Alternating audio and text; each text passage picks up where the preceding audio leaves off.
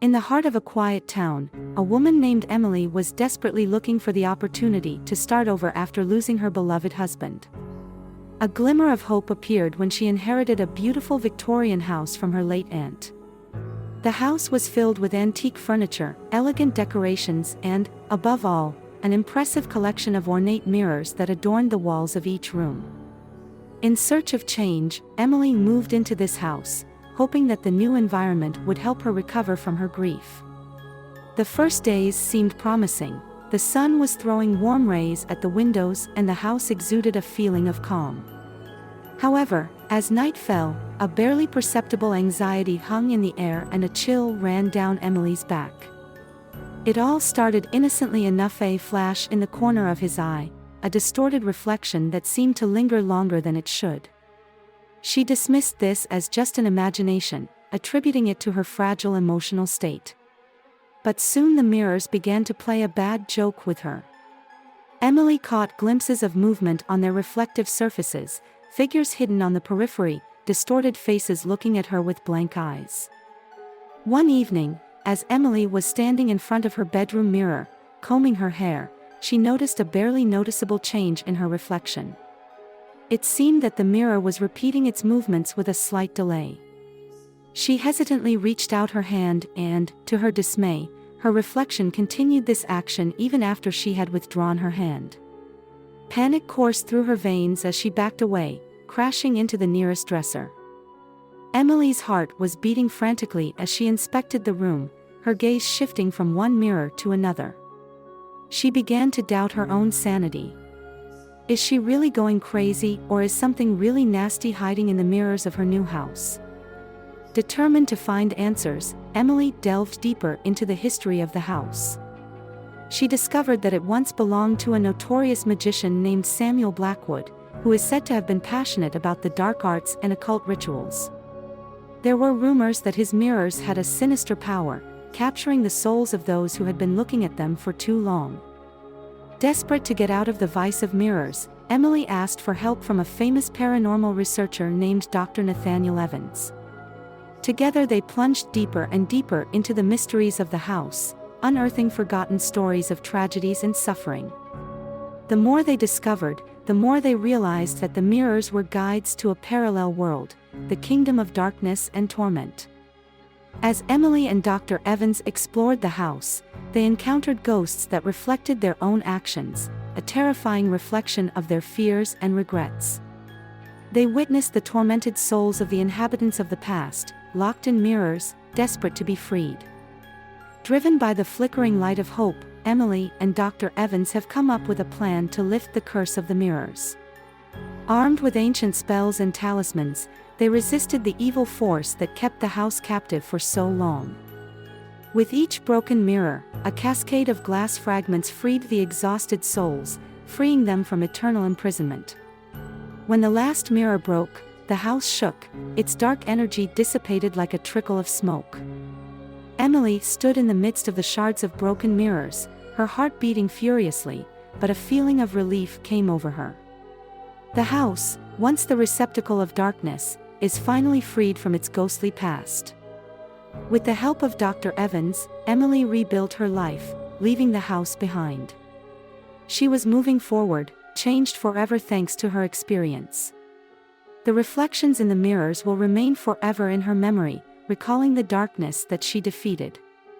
But in the future, Emily realized that her journey, the search for healing and completion, will continue. And although the mirrors were broken, she took their lessons with her, a reminder of the need to come face to face with the reflections of her past and accept the light that awaited her in the future.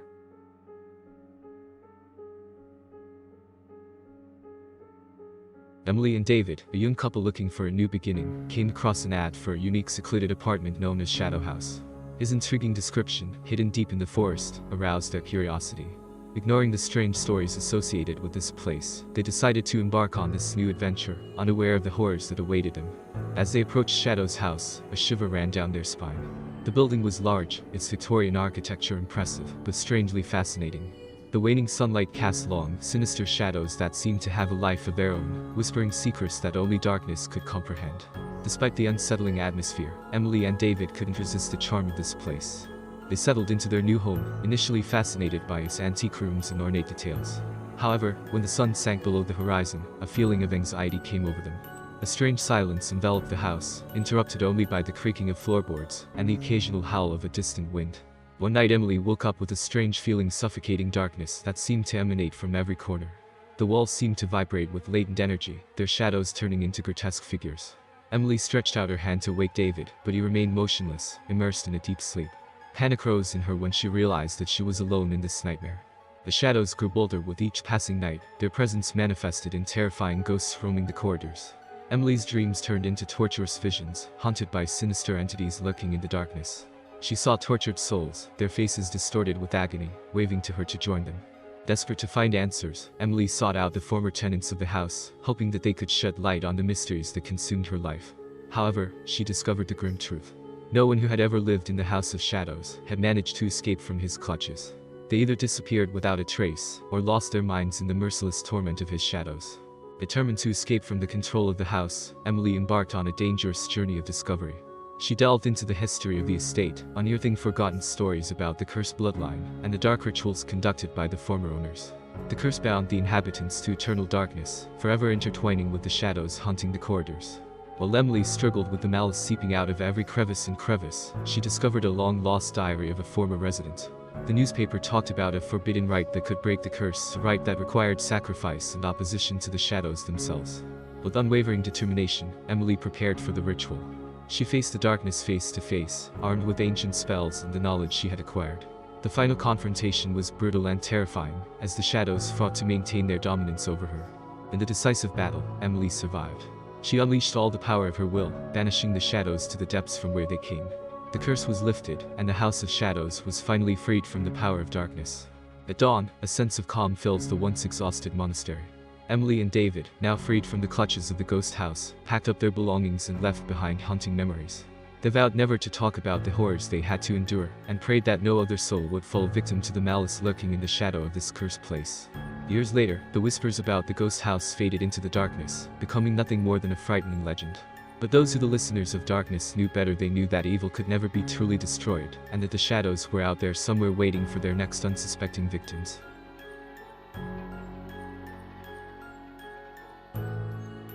Emily and Mark, a young couple, have been looking for their dream home for years.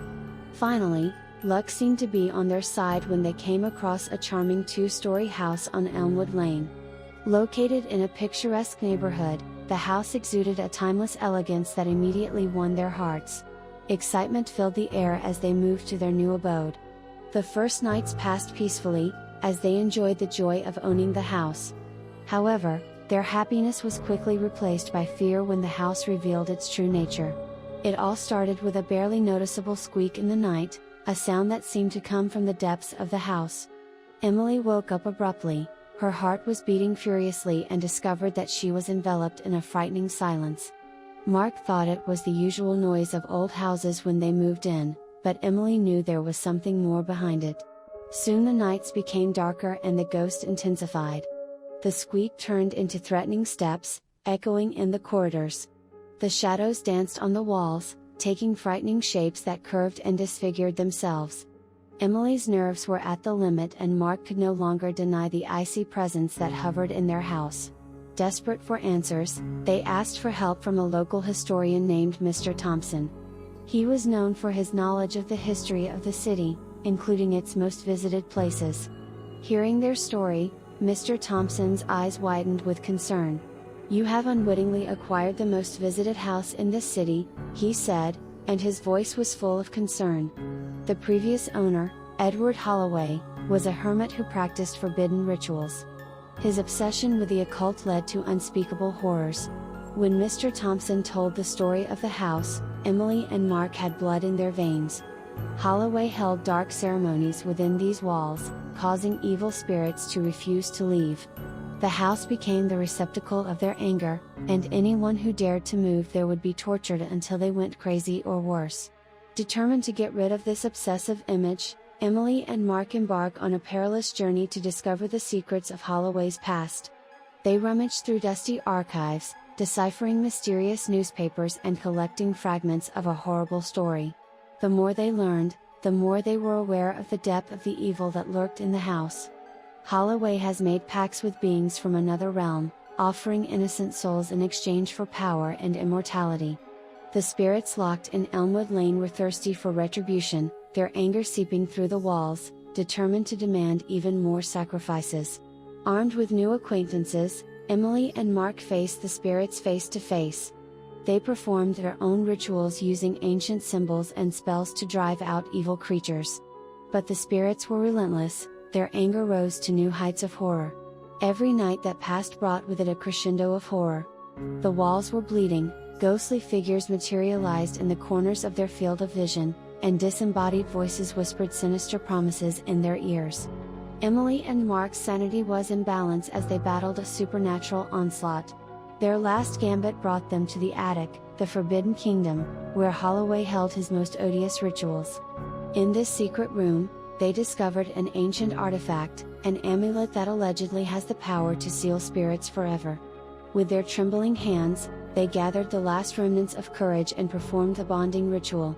The air was still, silence reigned in the house, and the anger that tormented Elmwood Lane dissolved into nothingness. Emily and Mark came out of this ordeal injured, but victorious, knowing that they defeated the dark forces that haunted their new home. Years later, their home on Elmwood Lane is a testament to their resilience. The couple turned it into a refuge for lost souls looking for solace in their own haunted past. Together they provide support and understanding to those who have survived the inexplicable, turning the horrors they have already faced into a source of strength and compassion. Thus, the pursuit on Elmwood Lane came to an end, leaving behind a legacy of courage and resilience. But the memory of his frosty presence remains etched on the walls, a reminder that evil can hide even in the most comfortable